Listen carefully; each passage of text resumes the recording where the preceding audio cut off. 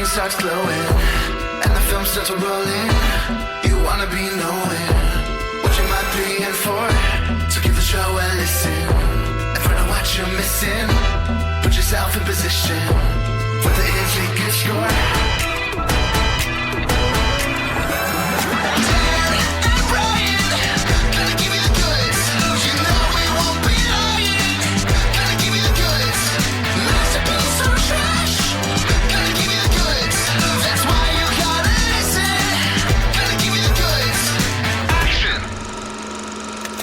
Hey listeners, welcome to the 208th episode of The Goods, a film podcast. Brian, how you doing today? Hey Dan, pretty good.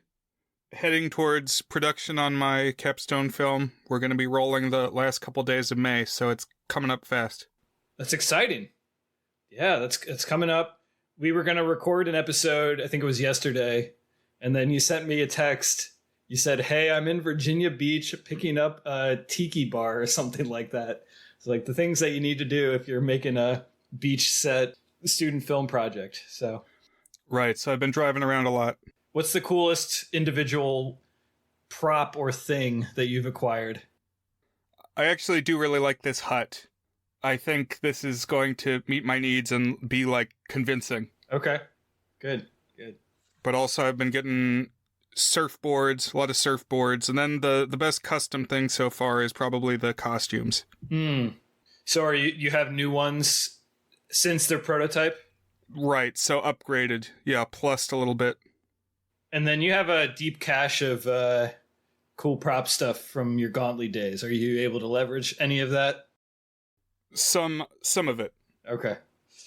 Cool. Well, you know, here at The Goods, we're invested in your success as a filmmaker and this short film, Brian. We're looking forward to it, and we wish you the best. Well, thank you, and thanks everybody in the Discord who has chipped in. It means a lot. What have you been up to, Dan? So when you have kids, even though the school year ends in June, if they do extracurriculars, the extracurriculars start wrapping up their stuff in May. And so it already feels like summertime for me because we have like dance recitals and play performances and things ending and end of school assemblies that we go and attend and stuff. And so I've been wrapping down that. I've also been chasing a spark on my written reviews. I've hit a daily streak of something like 18 days of getting reviews out there. And felt pretty good about it. The stuff I've been writing, and it's obviously been a lot of volume. It's taken a lot of time. Maybe I fell a little behind on the editing in the process, but that's kind of what I've been focusing my attention on. When I say editing, I mean podcast episode editing. But yeah, it's been fun. I wrote some reviews for 2024 films I really liked, like Flow and The Substance. So those were my most recent ones. I still need to watch Flow. I liked it, yeah.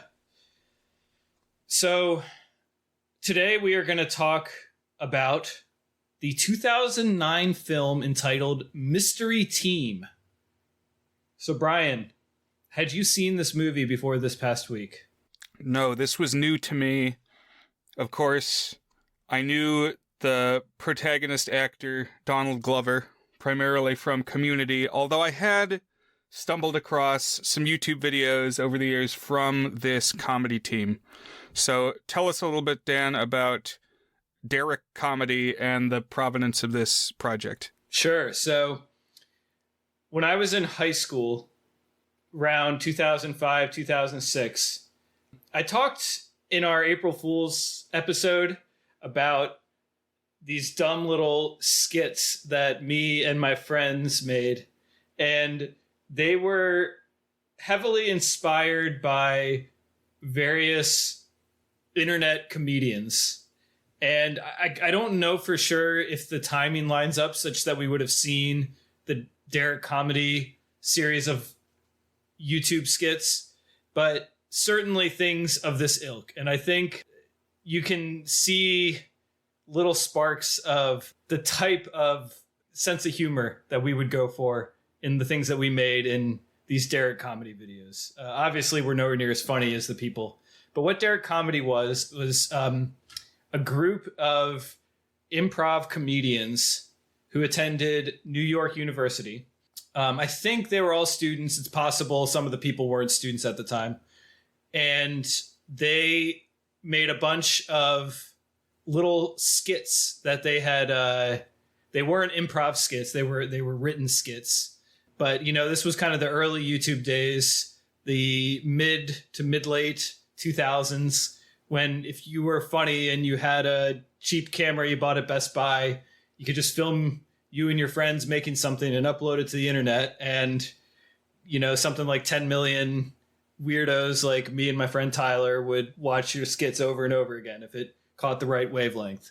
So this group of comedians, Derrick Comedy, and by the way, the reason they're called Derrick Comedy is because all of the main members of the group have names that start with D, but none of those names are Derrick. So it was like their joke. It's like the other D name. So there was DC Pearson, Dominic Dirks. The main behind the scenes guy was named Dan Ekman. And then the most famous of the bunch, as you already mentioned, Brian, Donald Glover. So I knew Donald Glover from, again, 05, 06, 07 time frame, well before Community went live as a TV show, from these skits that we found online. So you can still find the Derrick Comedy skits on the YouTube channel, DERRICK Comedy. Their sense of humor is on the transgressive side sometimes. Other times it's not. It's just kind of absurdist or goofy. But some of their most famous skits definitely are like edgy, like the kind of thing that, you know, you would find funny if you're a freshman in college, like I was when I was binging these, or a senior in high school. So I think the first one that ever went viral that I saw is one called National Spelling Bee. Have you seen this one, Brian? Haven't seen this one. Okay, I don't even think I bothered sending it to you because I just cringe whenever I try to watch it.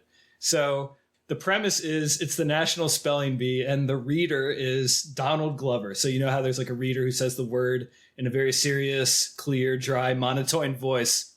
Wait a second, I have seen this one. Okay. Now that you said it's in the voice of Donald Glover, it's okay. Yes, I do remember what they're making him spell. Yeah, so the joke is it's the last few finalists of the spelling bee, and the spelling word is a combination of two slurs, an N word and an F word, one having to do with skin color, one having to do with sexual orientation, mashed into a single super slur. And all of these people who have to spell it are white folk, and of course Donald Glover is black, asking them to spell it. But it's the matter-of-fact way, because of course he's the professional, like, MC. Right. The delivery. What's the name of that guy who, I don't even know if he still does it, but who did it for years and years? Maybe he still does. The real National Spelling Bee. Oh, man, I don't follow the spelling bee. Okay, I'm going to look it up. National Spelling Bee MC. I'm wondering who I would pick if I were in charge. Maybe Dan Hurley or Greg Proops. Who is it? The name of the guy is Jacques Bailey, and I definitely recognize him. I don't know if he still does it, but he has glasses, and he is the one who reads the words. He's got that very kind of smooth voice. The joke that my brother and I make about the spelling bee, we watched part of it once, and the word that they were prompting the kid to spell was, so I'm going to say it, confiserie. It's a French term for like a special kind of bakery, like they make pastries there, candy or something, and it's spelled Confiserie. At least I think it is. But that's not the point, because the reader is pronouncing it with this weird French accent, you know, like not a native French speaker most likely, but because it's a French word, trying to do that French accent. And it sounds all garbled when he's saying it, because he's going, confiserie. And the kid's like, could you say it again? Confiserie. Could you use it in a sentence? I purchased rolls at the confiserie. And so frequently I will bring that up with my brother. Semi-frequently. I actually, when we went to New Orleans, Dan, I did see some confiseries. I don't know if I knew that word until just now. I actually knew a young woman who came second in the National Spelling Bee twice. She went to my church and she went to our high school, Brian. And she was in our marching band. She might have aged out before you were there, but so I always felt a little bit of a connection to it just because I knew her. But I never really watched it that often. I actually do have one more spelling bee anecdote, which is that back in the early internet days, comparatively, like pre-YouTube, E-Bombs World days, one of the early viral videos was of a kid fainting at the spelling bee. Did you ever see that? I don't think so. Okay, but somebody at TJ at our high school, somebody that I knew who was in the It's Academic Club with me, is standing there in the background behind the fainting kid in the viral video. Oh, that's pretty funny. Man, there's a lot of viral spelling bee moments. In the Vine era, the very viral clip was this little Indian kid enunciating the word iridocyclitis. And there's not much to it other than it's kind of funny to see a little kid enunciate that word, but you would like have it edited into other things like I kissed a girl and I liked it, the taste of iridocyclitis, and things like that. There's also one of my all-time favorite reaction gifs, which is the guy who wins the spelling bee and confetti's pouring down. It's another Indian kid. It's a different one. And he's just got a very stern face as the confetti comes down. I think I've seen that one. And yeah, for whatever reason, strong representation of the Indian demographic. They really seem to lean into the spelling bees. I'm not going to speculate too much on the sociology of that, but I have observed that as well. But anyways, Derrick Comedy. So that was the first one that I saw, I think. And then I kind of dove into all of their comedy videos. It's one of the few channels where I would watch every single one that came out, in part because they're all like 2 to 6 minutes. So it was never much of a commitment to watch it, you know? And some of them stuck with me. Some of them, I just looking at the titles, I don't even remember what they're about. But some of my favorite ones are the B-Boy stance. And Brian, you and I have talked about this one offline before. The premise of this one is Donald Glover is an old hip-hop head who, in the spirit of hip-hop, got his hands surgically attached to his shoulders in the B-Boy stance, which is when you like do this kind of tough guy pose of your hands on your shoulder. Yeah, it's like your arms crossed, but so he's got his hands stapled to his back and has had that for like the last 40 years. And this is the one that I watched and it just had me crying laughing. The layers of like absurdity and genius on this run pretty high because first of all, you have to like say the B-Boy stance is kind of funny. And then like, boy, it would be funny if somebody was always doing the B-Boy stance. Boy, it'd be funny if they got it surgically done. But not just like, let's explore this premise, but let's make a fake documentary about someone who's had this for 30 years. And it's increasingly pathetic. And they like question all the logistics of how one would live their life if their hands were permanently stuck to their shoulder. And it's Donald Glover. And so every line delivery is funny. And whenever the guy says, okay, well, how do you deal with this life problem? He's like, that's hip hop, man. That's hip hop. And it's funny every time. That's what I was going to say. Just every time he's questioned or pushed, he justifies it by saying it's hip hop. And it made me laugh harder each time. The rule of threes or whatever, just repeating it. It's like, you can't question it because it's hip hop. The ones that most heavily feature Donald Glover tend to be the best ones. He's kind of like this whirlwind comic force. Not too surprising in retrospect that he was the one who broke out of this. Another one that the joke isn't even that funny, but what makes it funny is just Donald Glover being Donald Glover is this one titled Jerry, which is where it's set in a high school. And Jerry is a student played by Donald Glover. And like 15 seconds into the skit, they add in this really loud pooping sound effect. So like Donald Glover makes this gross face, like he's pooping his pants. And then he spends the rest of the skit crying about the fact that he pooped his pants and then like pretending he's someone else. And then he's the principal. And it's all funny because of Donald Glover's delivery. Right. Because another thing that Donald Glover will do that's definitely in this movie, it happens in B-Boy Stance, it happened a lot in Community, is he'll cry. Something will happen and he'll start crying. And it's always funny. Legendary crier. He's an all-timer as far as on-screen crying goes. It always makes it funny.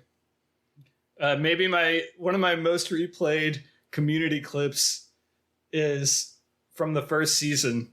And it's when they all end up crying in the climax, and like Pierce is involved with some scheme with Troy, the Donald Glover character, where it's Jeff and Troy to get Pierce to look like the mascot of what's the name of that cereal? Cookie Crisp cereal. They're trying to trick him into looking like the Cookie Crisp wizard, which is not even a reference I get. It's not a meteor, it's a cookie wand. He starts crying about how bad he feels about it. It's so good. But the Cookie Crisp mascot wasn't a wizard when I was a kid. He was a burglar. I'm with you on that one, Troy. Another one that went semi-viral is again in the edgy category, and it's the one that has the most views on the channel. And it's called Bro Rape, a Newsline investigative report. And I mean, the joke is that it's a very serious investigation of bros being bros, and each scene ends with one bro raping the other, which isn't funny when you say it. And I tend to find this not to be a very funny one, but it's just like, again, it's kind of the edgy humor that you might have when you're in college. So I think that was the very first one that I saw. Like, I actually saw that one back in high school. And I remember it's like, I was watching it at a friend's house and his dad walked in right at this is just a bag full of big black dildos. The one that I've always cited as my favorite is called Daughters. And this is a 24, the TV show parody. That's the era we're dealing with, where like making fun of 24 was something that people at the time would understand and that like even teenagers would be making jokes about. But the first season of 24, like much of the plot revolved around Jack Bauer's daughter kept getting into trouble and Jack Bauer had to keep breaking her out of trouble. And this like pushes that to its extreme, where this character who's clearly a stand-in for the Kiefer Sutherland Jack Bauer character has more and more daughters in increasingly ludicrous ways. And the guy who's helping him out, the punchline at the end is, "I can't shoot you. You're my daughter. I'm not your daughter, but you are. You're the most important daughter of all." And for some reason, the fact that it's not like kids, but it's daughters specifically, which is it. When you say the word daughter like 200 times, it starts to like have an aesthetically humorous quality to it. I guess probably any word does, but that just always tickled me. So yeah, I think it hasn't held up necessarily 100%, but there's lots of really funny stuff within these Derrick Comedy videos, and they have something like, I don't know, 40 of them, and they typically go from like 2 to 6 minutes. Then there's other great ones. There's one called Self-Defense, where it's a self-defense training video, and like each lesson he gives you is like increasingly obvious that it's just like robbing people and kidnapping people and stuff. Pretty funny. I wondered, this is not totally on topic, but kind of, are there any other of these like YouTube comedy troupes that you followed back in the day? You know, I definitely watched a lot of skits, but there was no like specific troupe that I followed to the level of Derrick Comedy. Yeah, so my brother has shown me some videos from a group called The Whitest Kids You Know. Mm-hmm. So that's one of them. I didn't follow that one very much, but as far as a group that like their videos took off and then they got a show, were the Workaholics. Oh, I didn't know they started as like a YouTube thing. Yeah. And like, I guess Comedy Central just like reached out to him. It was like, have a show. But I think there is some crossover, some similar themes between this movie at least and Workaholics, because it's got that, you know, man-children angle. Arrested Development. Right. That's a phrase I was definitely going to use today. A more recent one that I haven't watched every one of, but I tend to find pretty funny is, oh God, they're on SNL now. Please Don't Destroy. Have you seen them? I have not seen them. So their dirty secret, which they've actually lampshaded sometimes, is that 2 of the 3 founding members are children of SNL producers, which is probably how they ended up getting the SNL gig. But they're this lanky redhead and these 2 other guys, and they had some really good ones. I think the first one I saw was when they had a spoof of the different kinds of vaccines. And one guy talked about what during COVID, like the different vaccine types. And they joked about there was Moderna, Pfizer, Johnson & Johnson. And then the last one this guy said he got was the Doombreaka or something like that. And every time he described it, it got more sinister. And it made me laugh pretty hard. But anyways, Derrick Comedy led into making this. They wanted to make a feature-length movie.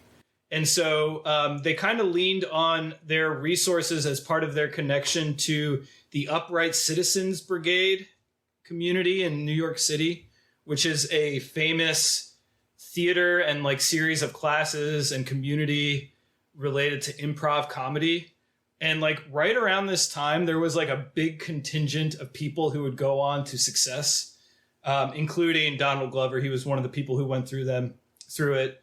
But you also had Aubrey Plaza, who shows up in this, Ben Schwartz, who shows up in this, a whole bunch of comedians who like ended up their rise kind of started appearing in sitcoms and sketch comedy, went through the Upright Citizens Brigade, and they were able to pull the resources together to make a feature-length film that the Derrick guys wrote, they starred in, and then their main director, Dan Ekman, actually has the directing credit on.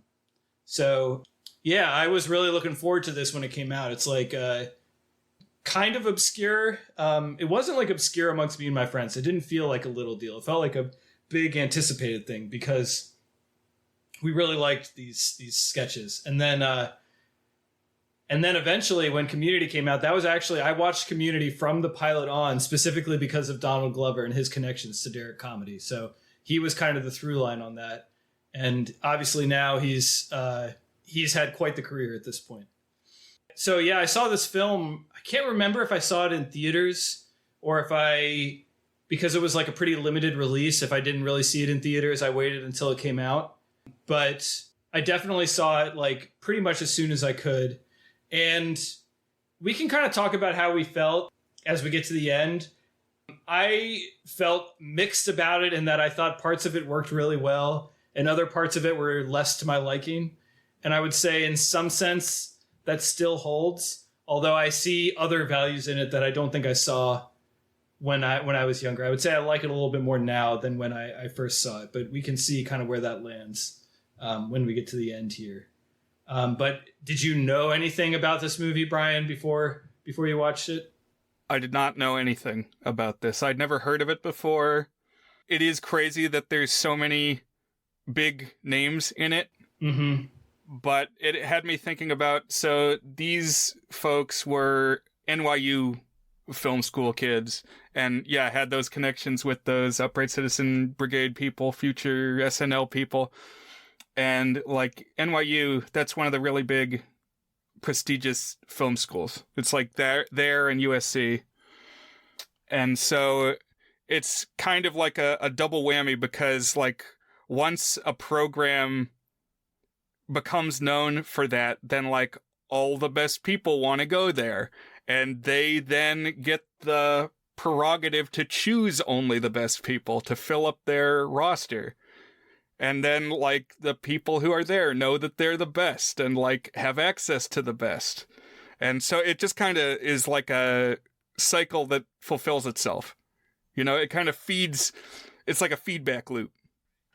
I just watched a couple weeks ago all the various Disney documentaries on Disney Plus, rewatched in most cases, like the Pixar Story and what else? Waking Sleeping Beauty. And I got some of that sense there too from Cal Arts. It's like they know that that's the place to go, and then that's where everybody comes out of. Right. Yeah, because early Pixar was kind of that way. It's just like everything was good. I don't know. Because things were good, they continued to be good because they had confidence in themselves, and so they could just keep making good stuff with the great talent they had access to, and that brought in more talent. And it's like, the thing is, it's like these never last. You know, they maybe they'll last 5 years or 10 years or maybe even 20 years, but then it'll fall out of style again. And I don't know, maybe you'll get lucky like SNL and have another wave of talent come in just through sheer brand name. Because SNL, when it first came out, was kind of like that, you know, for the first 10 years of its existence. And then it's gone in and out of relevance. Right. Yeah, you got to build recognition. Or, you know, sometimes lightning in a bottle comes out of nowhere, but generally there's trends and forces, Dan Carlin says. Mm-hmm. It's not about the great man theory anymore. It's looking at the broader trends and forces. The other one that I was thinking a little bit about, since they were kind of all college friends, you definitely hear stories about like college roommates that like go on to either success together or success separately, but they both kind of pushed each other, or groups of college kids that like came together and made something special, like lightning in a bottle, almost like you said.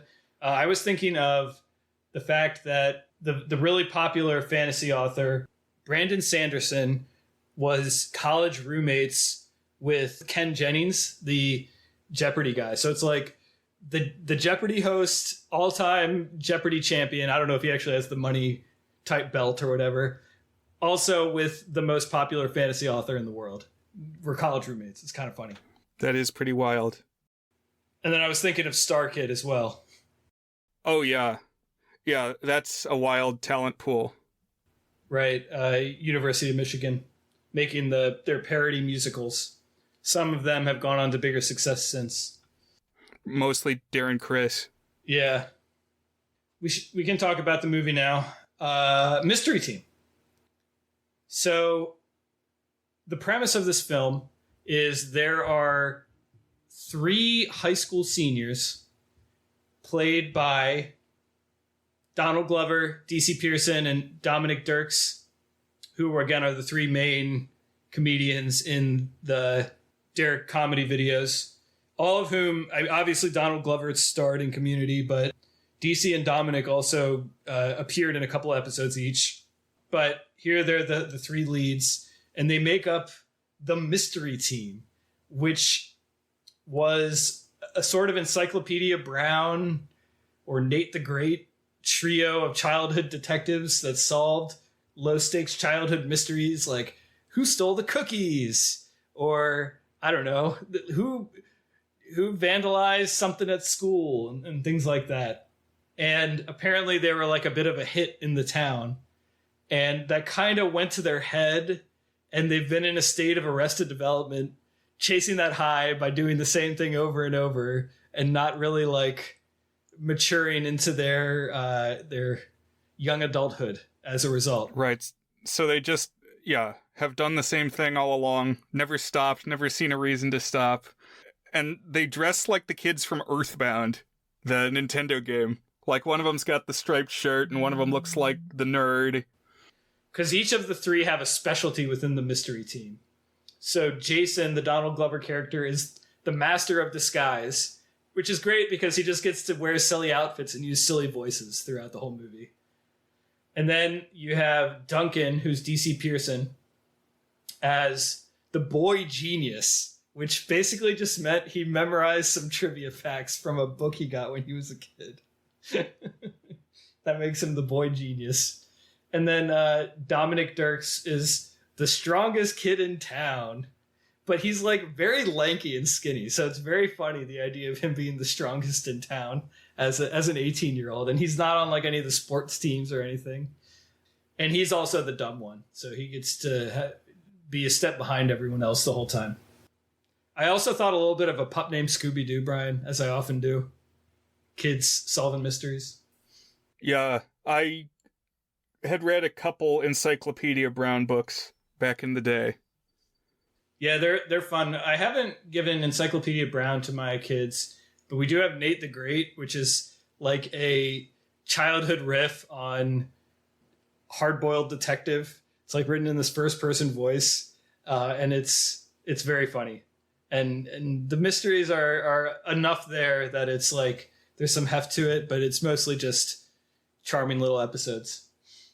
So we kind of see them in the opening stretches of the film get humiliated for being these dorks who are stuck. I think we've already said it a lot, but at this state of arrested development, nobody really likes them anymore, except one or two people around town. I thought it was kind of a mistake that the way that it's structured, it starts out like in medias res, where they're busting into somebody's house and they've all got these weird mannerisms. And I didn't really understand what was going on. And then it flashes back and establishes what their deal is. And I think it could have just started introducing their agency.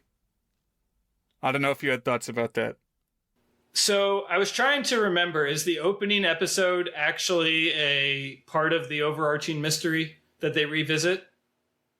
Or is it just like an episode of them solving a mystery? Well, it's an episode, but it definitely does some kind of a flashback because like it leads up again to that moment where they're like harassing the old man. Right. Okay. So it is part of the. Yeah. No. I kind of agree. Like I feel like it's kind of funny, particularly the smash cut when they're like, "All right, we'll leave the old man alone," and then a second later they've snuck back in and are harassing the old man again. But in general, the more movies I've watched, I think in medias res fails to work far more often than it actually works and improves the film. Like almost always, the idea is to like set tension and set curiosity. But like if you have a strong setup, you don't need a separate thing to make you curious, you know? And I don't know. The in medias res flashback build up to it structure tends to be one that I kind of agree in this case and in other cases doesn't do the movie benefit. But yeah, in Breaking Bad, basically the whole first season does that, where the cold open is something from the middle, and then in subsequent seasons they stop doing that. Gotcha. With TV, I can understand that a little bit more because it's going to be stretched out for a long time. And if you're like doing it rather serially in the sense that things build on each other and connect rather than like getting the full premise in the first episode, like Breaking Bad, there's some escalation in the stakes. And so if you like show, hey, things are going to get kind of intense, I don't know, I at least buy the reasoning there. Yeah, it's like you want to know how they got there. But it doesn't have to happen all the time. Yeah. It's a sometimes food. Particularly like a movie. Like when you've hit play on the movie, you've already hit play on the movie. It's not like I need to tune in next Thursday to watch part 2 of Mystery Team. Anyways, the story kicks off proper when this girl who's probably about 7 years old comes up to the Mystery Team's little stand to hire them for a case. And they're like, oh, great, it's a client. And she says, I want you to figure out who killed my parents or something like that. And so that kind of lays the groundwork for what this is about, is these doofuses, these 3 doofuses trying to solve a very real case when their entire mystery solving career to date has been very low stakes mysteries. Yeah.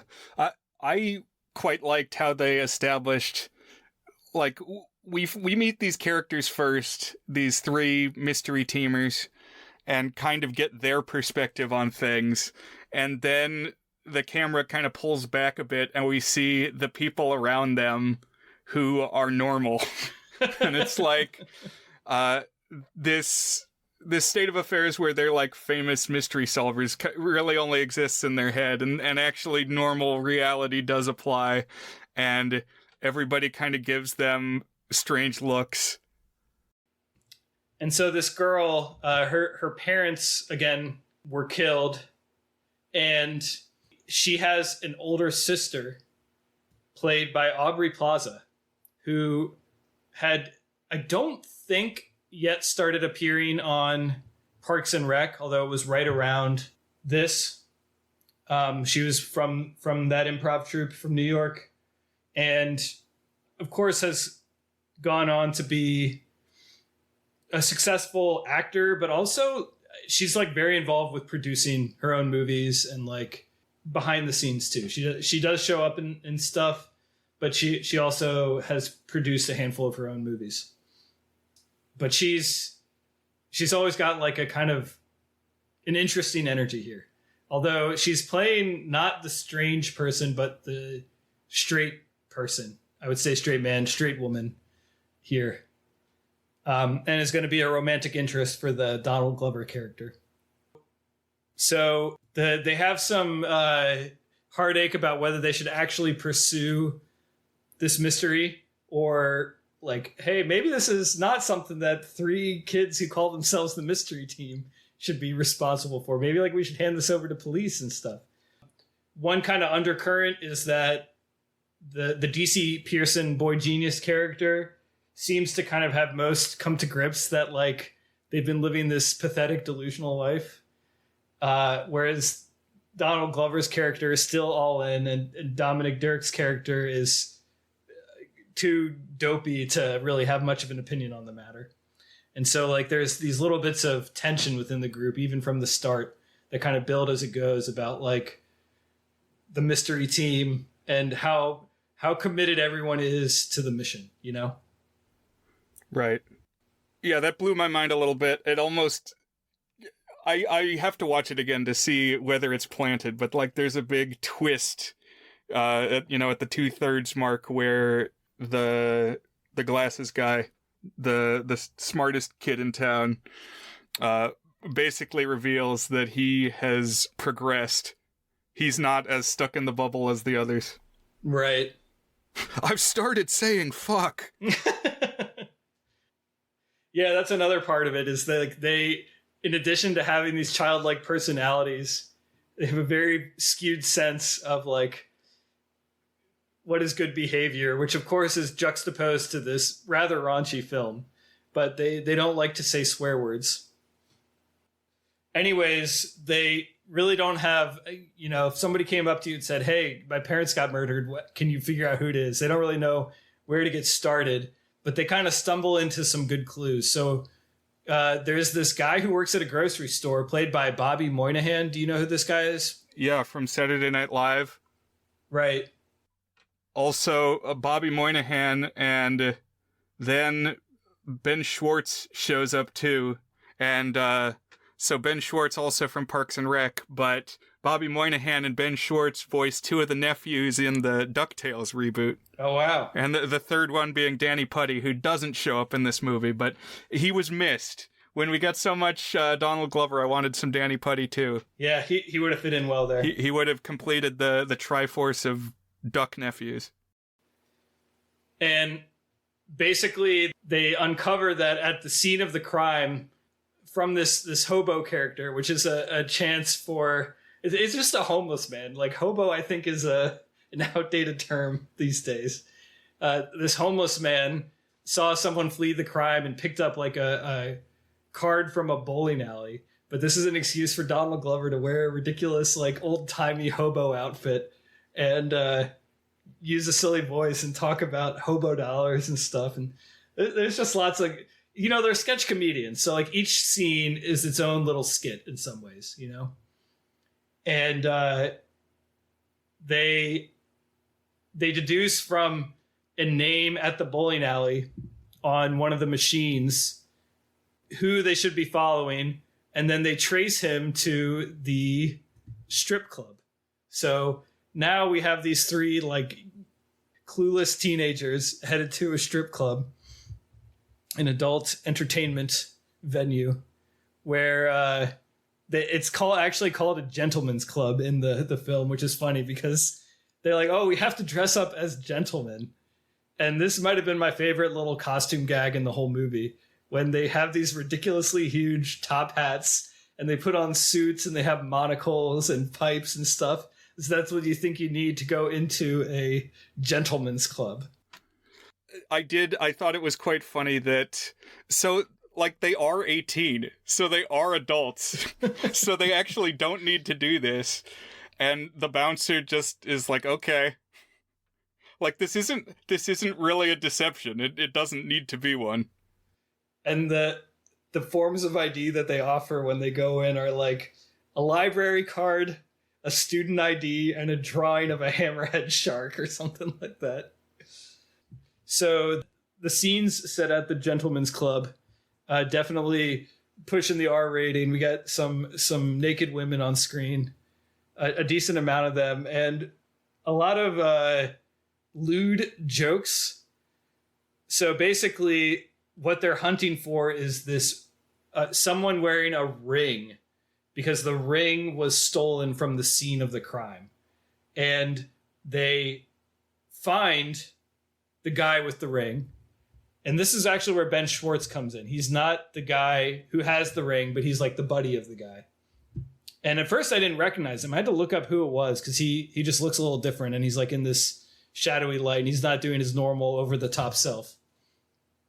But this guy who has the ring, he goes off, and the ring, he goes to like a private booth with the stripper, and the ring gets stuck in the woman, and then she pees it out into a toilet. And so we get a gag that's similar to the worst toilet in Scotland in what's that movie called, Brian? Trainspotting. Yes, so this was a very gross toilet, a lot of mess to root around in, and Donald Glover coerces the nerdy guy to do it, dig around in the shit, and it was very gross. It's really gross.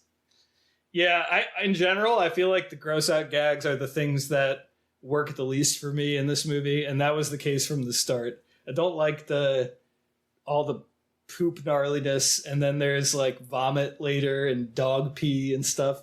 That's a little much for me. It's kind of in line with the brand of humor. Like I said, the one called Jerry has the joke about Donald Glover pooping his pants with lots of poopy sound effects. But this is a little much for me to sit through. But what it had me thinking of was Jenga Club that we watched recently, where one of the shots is a guy digging around in the toilet and grabbing what... Oh.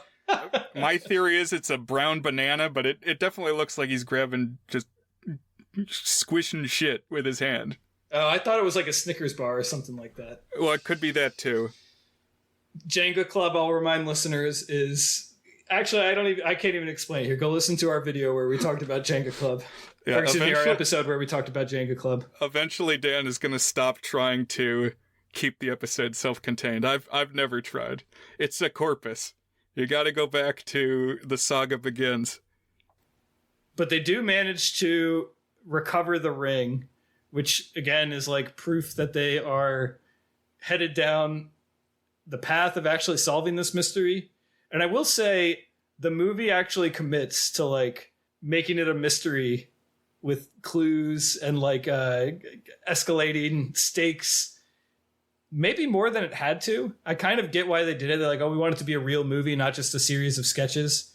But I was never too interested in the story proper. But I guess I at least appreciate that they actually tried to like give a real spine to the thing, you know? Right. Yeah, mysteries are hard to write. Yeah. I wondered, Dan, had you ever seen... I think it's called The World's End. It's not At World's End. That's the Pirates of the Caribbean movie, and it's not This Is the End. So no, is this the one that's the British comedians? That's right. It's okay. It's basically the third film in the Shaun of the Dead trilogy, although they are all completely separate stories. Like, all the characters are different, and the genres are different, but they kind of have a similar vibe. And anyway, the World's End is, like, broadly, I think there is something apocalyptic that is on the verge of happening.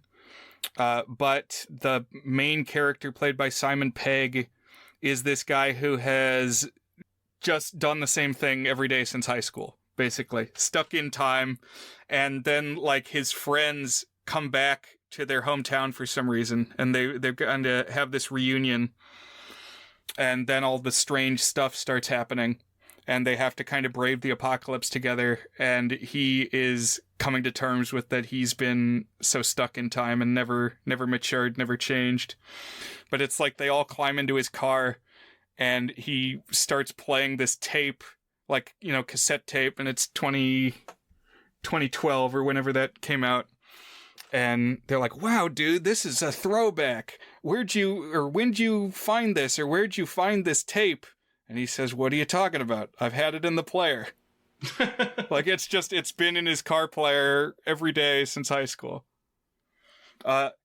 Just all of that to say that some similar themes, you know, crazy things going on, and through it, the friend circle has to grow up.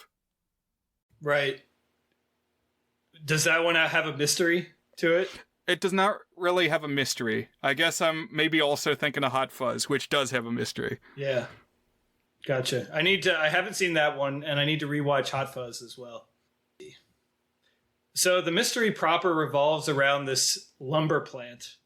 We get this great gag of Donald Glover dressed up as a lumberjack coming in and saying, wood, nature's metal, which is just a really stupid line, but made me laugh. Basically, there's like this dispute between a union and a company that wants to buy the lumber mill, and it revolves around this revelation that, like, the new owners want to use a chemical that is hazardous, but is so that evidence was owned by the parents of the girl who asked the mystery team to help, Aubrey Plaza's parents. And so, like, there's this piece of paper with the evidence there. But, like, the stakes continue to rise and rise. Like, they basically figure out that someone tied to this is this guy who used to work at the lumber mill, and he's also this drug dealer. And so they go in and they say, we would like to buy some cocaine. And the guy's like, all right, come on in. But he's clearly is the guy who offed the parents. And in the meantime, the Donald Glover character, like, escapes and goes and tries to find the evidence. So, like, they're going from just solving these really basic childhood mysteries to, like, you know, real drug dealers and real violence. And they do end up finding this paper that's, like, the key piece of evidence stashed in a picture frame at Aubrey Plaza's old house. But, like, every time they make a little bit of progress, everyone who is not them is like, yeah, you really should take this to the police. Like, this is a real crime case that it shouldn't be 18-year-olds trying to solve. And they get chased down by this guy, this drug dealer guy, and taken hostage in a van. And when they manage to escape from that, that's where they had this third act fight between the three friends, the three members of the mystery team. So the DC Pearson character is like, we need to grow out of this. This is getting out of hand. We can't be the mystery team forever. One thing that made me laugh from this, he's like, we got to go to college next year. And Donald Glover's like, wait, you applied to college? I know you're the boy genius, but you applied to college? He's like, yes, I did. And then they turn to the dumb one. He's like, you applied to college? He's like, oh yeah, I'm going to U of M. Like, the dumb guy is going to college, but it just completely was off Donald Glover's radar. I thought that was a good beat. Yeah. So this is, like, the turning point that I mentioned, and Donald Glover is committed to the bit and just assumed that everyone else was too, that they're the mystery team and will always be the mystery team, but now they are drifting apart. So as all of this is going on, again, I've just been kind of telling the story, but the experience of watching this film is that just lots and lots of quips and one-liners. And I do think it's a funny movie overall. There are, like I said, bits of it that are a little too edgy, a little too gross for me. But in general, it is actually a very funny movie. They came up with a lot of good jokes that like work in the flow of the story. One that I remember from early on is Donald Glover is trying to pretend that the other two mystery team members are his kids, and he has to improv on their names. He's like, "This is Benny, and this is the Jets. Benny and the Jets." And just like lots of little gags like that made me chuckle. I liked that. So this is convoluted, but there are so many different old Hanna-Barbera cartoons that I just am constantly discovering ones I've never heard of before. And many are in the Scooby-Doo vein, where it's just some group of characters who go around and solve mysteries. They did this like 24 times, and for whatever reason, the Scooby Gang is the one that endured. But one of the shows that also has a dog in the group is called Goober and the Ghost Chasers. Okay.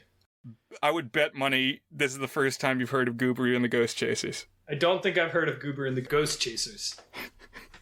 Anyway, I told my brother about this, who's been on the podcast a couple times, and his response was, those would be good names for guinea pigs. Name one Goober and the other one the Ghost Chasers. That's pretty funny. This is also where I'll say, regarding Mystery Team, that one thing I really detected this time is that there is an introspective element to Mystery Team. So this came out probably around the time that all of the Derrick Comedy members had graduated college, were heading off into whatever their future was. And of course, their whole life had been doing these comedy bits for years and years. And so like when you've been internet famous for making comedy skits, what do you do next, you know? Just this idea of this Mystery Team where some people thought it would go on forever. Other people thought that it was just a little thing that we did for a while and then we move on with our lives. And reckoning with that felt almost elegaic to me, you know?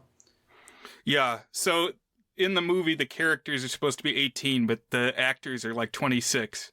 And you can feel that they're grappling with, do we move on from this? How do we move on? Should we move on? Or is this who we are? Right. I'm not sure I really detected that when I first watched it. Like that, I think they ended up making one or two sketches after they made this movie, but like in general, this was the end of Derrick Comedy. And so it's like reckoning with, what do we as performers and comedians do after Derrick Comedy? Yeah. And I don't think we said, because I started talking about DuckTales, but the Bobby Moynihan character works at the supermarket, and he's like, you know, the cool older guy who they would go to for advice when they were doing their child mystery cases. And, you know, he's kind of introduced that, oh, he's always there for us. And as we see more of this character, he's the most stuck of anyone. Yeah. And so he kind of represents the way that the Donald Glover character could go. Right. He's like, well, why would you ever want to do anything different? This is perfect. He said, when I got this job, I knew it's what I would do from now until the day that I killed myself. But yeah, he's like, he made me think of, have you ever seen Wedding Crashers, Brian? I feel like I saw half of Wedding Crashers on like the band bus at one point. Well, to spoil a not very plot heavy movie, the kind of equivalent beat of the group breaking up. So of course, Wedding Crashers, it's a term that this movie introduced, I think, to the public vernacular, but are people who go to weddings they're not invited to in order to enjoy the party and meet the women there. And it's led by, it's Vince Vaughn and Owen Wilson. And at one point they get into a fight and Owen Wilson's like, no, we got to keep doing our old thing. And Vince Vaughn doesn't want to anymore. And so Owen Wilson finds a new person to pair with, and it's played by Will Ferrell. And he's like, no, weddings are not the best place to crash. The best thing to crash to meet women are funerals. You got to be a funeral crasher. And so he's like the darkest, most pathetic version of what a wedding crasher could be. Like something where you see yourself going down one path different from the rest of your group. That's kind of funny. It's making me think of like in Boogie Nights, where, you know, the friendship with oh man, I shouldn't be blanking. John C. Reilly, my bestie John C. Reilly, is like wholesome, but then Dirk Diggler starts a friendship with the guy who's seedier and like into drugs. His name is Todd or something, and like takes him to the dark places, and that's how you know that things are on a downward trajectory. Right. They've gone too far. Yeah. And then it happens also in Babylon with scary Tobey Maguire. I love that movie and I love that scene. Of course, the group ends up getting back together.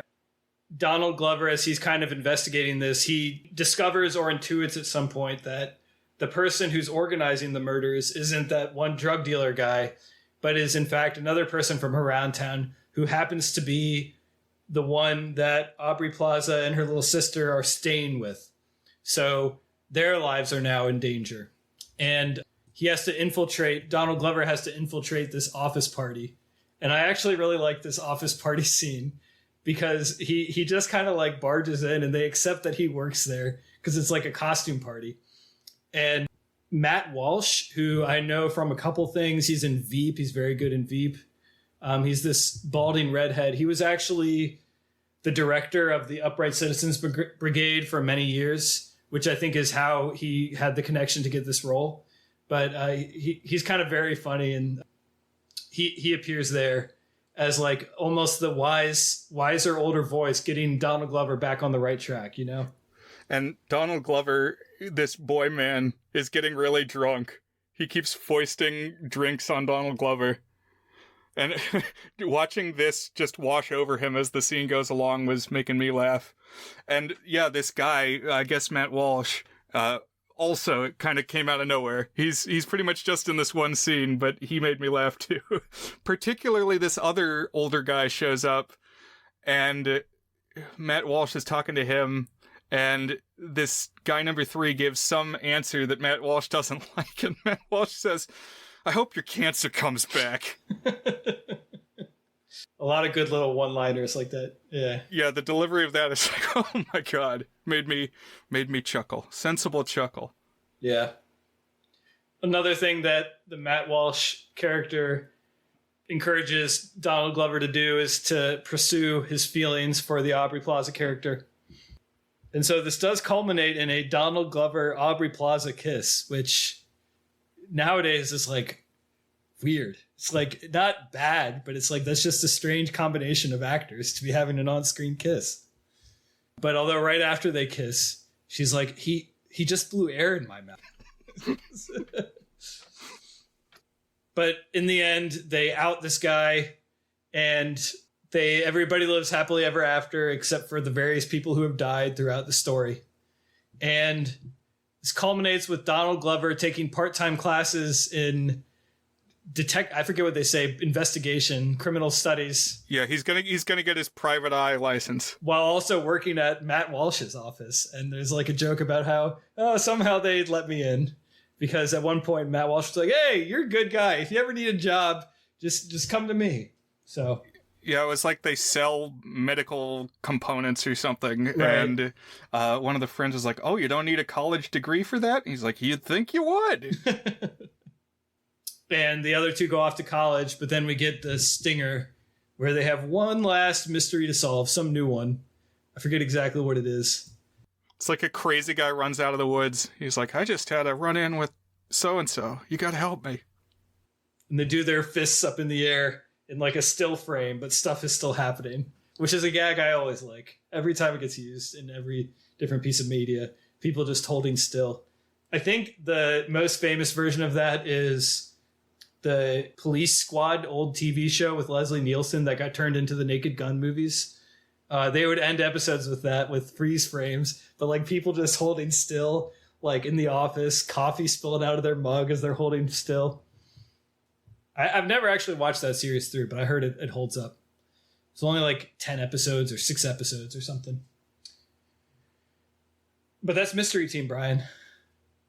Again, it's a movie that's more about the yucks than the story, but it does commit to its story.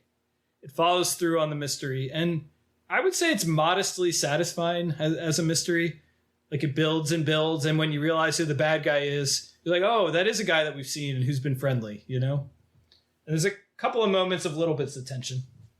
Yeah, so the pacing is good. There's lots of jokes. Hard to capture the experience without just regurgitating jokes. But it's crafted pretty well. I thought the camera movement was really good. There's like a lot of competent, like, moving shots. Yeah, it doesn't feel like it's just some amateur sketch comedians making a movie. So I guess that probably belongs to Dan Eckman, the director, who hasn't actually had all that much of a career since this. I think he's made maybe one other movie or 2 other movies, but he never really broke out. But I agree. You never really get the sense that this is like a cheap thrown together thing in any sort of way. Are there any bits or gags off the top of your head that made you laugh that we haven't called out, or lines or anything, Brian? I'm sure there are. Donald Glover, really the breakout. Like, you can tell he's the star. And I think they had realized that probably long before this movie. Like, even thinking back to the sketches that I have seen, it seems like he is often central. Right. One big one that you didn't mention, Ellie Kemper is in this movie. And I had seen the one where I think it's just called Blowjob Girl.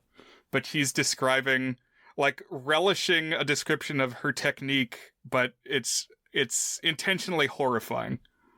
It's like what you would not want to experience. Yeah, and they've taken this one down.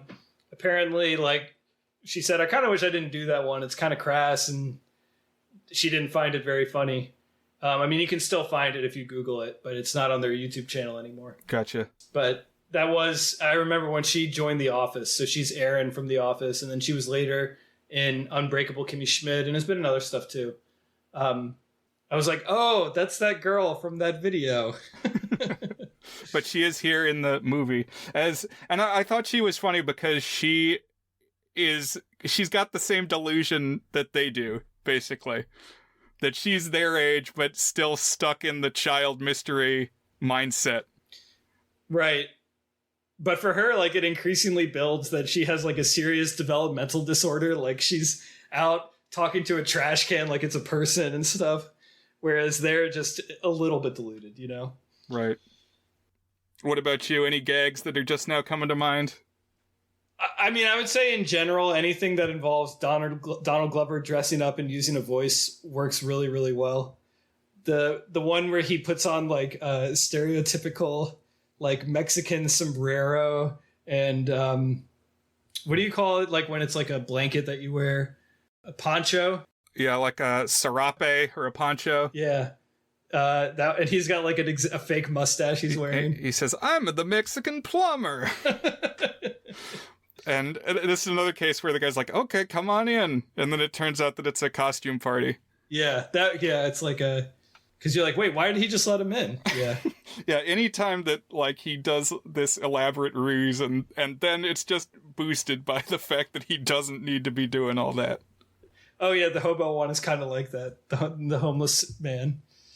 I do think if a movie like this got made today, it would have had the edges sanded down a little bit. There's some stuff in here, like a bad boy white kid uses the N-word.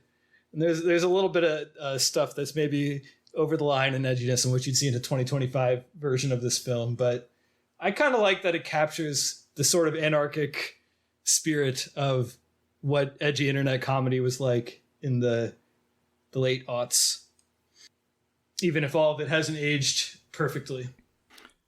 I was wondering, how would you compare this to Superbad? That's a good question. I like Superbad a lot more. Superbad is one of my favorite comedies. There's certainly some similarities in the sense that it's about high school seniors getting their act together and confronting the complexities of their friendship with people that they've been together with for a long time, old best friends. Superbad is funnier, and the characters are a lot more human in this. Like, this is really, even though it's got a story and it's got like an overarching mystery, whereas Superbad is just like a night hanging out, this one is like more broken out into gags, whereas Superbad has like kind of a nonstop machine gun of jokes, but it isn't really sketches in the same way, I guess. Also, Michael Cera is an all-timer. So, I mean, Donald Glover's pretty great too, but you're not going to beat Michael Cera singing These Eyes, worried that he's about to get killed at a party in Superbad. I should probably rewatch Superbad at some point. It's one of the movies where we're probably furthest apart on. I don't know. I wasn't pulled in by it. It's like intentionally really crass, and there's some of that in this one too. But I saw just some similarities, and you hit on all of them basically. That it's the let's accomplish something before we're finished with high school framework. You know, people who feel like they haven't hit certain milestones. And what are we going to be after tonight when we're no longer, united by high school? But I liked this movie. I liked Mystery Team quite a bit. And maybe it is that extra zaniness, the surreality of the like Scooby-Doo and costume bits. And yeah, I like Donald Glover a lot. I like Michael Cera too, so maybe I should revisit Superbad. I watched... I've been watching pretty much everything Michael Cera has been in recently, because he's kind of evolved into this actor who, I mean, I guess it's not too different from what he was around his peak, appearing in a lot of indie comedies and indie dramedies. But he's kind of aged into being like a sad sack dad type character. Like, I guess in some ways, sometimes in Arrested Development, but he's just also happens to be a good actor who can like carry this sort of neurosis with him. That works in many, many settings. So I pretty much always enjoy Michael Cera, even to this day. I seek him out. I watched a movie he made called Sacramento that I wrote a review about recently that I really liked. But yeah, so I think we can go ahead and rate. Is It Good as our signature section where we each give the movie a rating on our 8-point goodness scale, ranging from very not good, which is a 1 out of 8, to our masterpiece rating, toward a good, which is an 8 out of 8. So, Brian, is Mystery Team good? I like this one a lot. I am going to give it a 6 out of 8. Very good. Because it is funny, important when you're watching a comedy. I laughed a lot. Especially everything that Donald Glover is doing. Of course, he has the opportunity to cry at one point, and all the get-ups that he puts on, and the things that he says when he's trying to sway and convince and deceive people. And it's always outlandish, but it seems like he could have just come up with it on the spot. Like, I don't know how much of it is written ahead of time and how much is improv, but he seems like a funny and quick enough guy that he could just rattle these things off. And the poignancy of the whole setup resonated with me, of these guys who are kind of stuck. That, they have missed some milestones. And I felt for them. And then when they have this big like blow up later on in the movie, I was like, oh, I'm sad. It's tugged my heartstrings. And so then, yeah, I was invested in the story and the characters. And I thought this was a good, like, low-budget indie production to highlight these guys' talents. What about you, Dan? Where does it land for you? I'm a little bit torn. I think I'm going to give it a high-end 5 out of 8. Good. Verging on a 6. I do have a lot of affection for it because it's the Derrick Comedy guys and it's their capstone. And Donald Glover emerging as a real talent. And I like the other Derrick Comedy guys too. Like, I like the DC Pearson, who's the boy genius with the glasses. I kind of followed him, and He had a funny Twitter account for a while. He wrote a book called The Boy Who Didn't Sleep and Never Had To, which is, first of all, a great title. You're like, okay, hold on, what's going on with this story? And I think they wanted to make it into a movie. They might have done like a short or like a prototype version of it that actually was directed by Dan Ekman. But and then he has like an online newsletter where he writes these little essays that are pretty good. But yeah, I got a lot of affection for these guys, but more of that comes from the sketches online than this. Like, I think I was a little turned off by just how gross this movie gets a couple of times when I saw it the first time, to like really, really latch onto it. Which, you know, compare that to my statements on other things where I'm able to get over something, and I'm probably not 100% consistent in my reasoning. But, you know, sometimes something calls to you and sometimes it doesn't.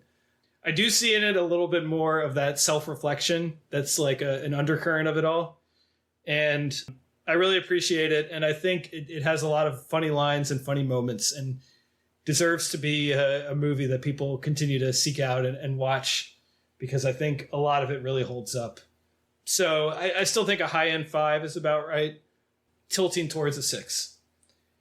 It also had me thinking of this movie that I've wanted to pick basically since the start of the pod, called The Kid Detective, which you can obviously tell just from the title that it's connected. But this one came out in 2020, and it stars Adam Brody, who is from The OC. He's Seth Cohen from The OC. He's been in other stuff too.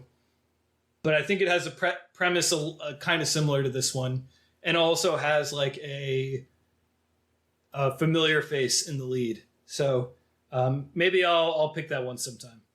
The Kid Detective, Brian. Looking forward to it, whenever that day may come. I've also been looking at my like calendar for the year and thinking about when do certain things get slotted in. Old things, new things.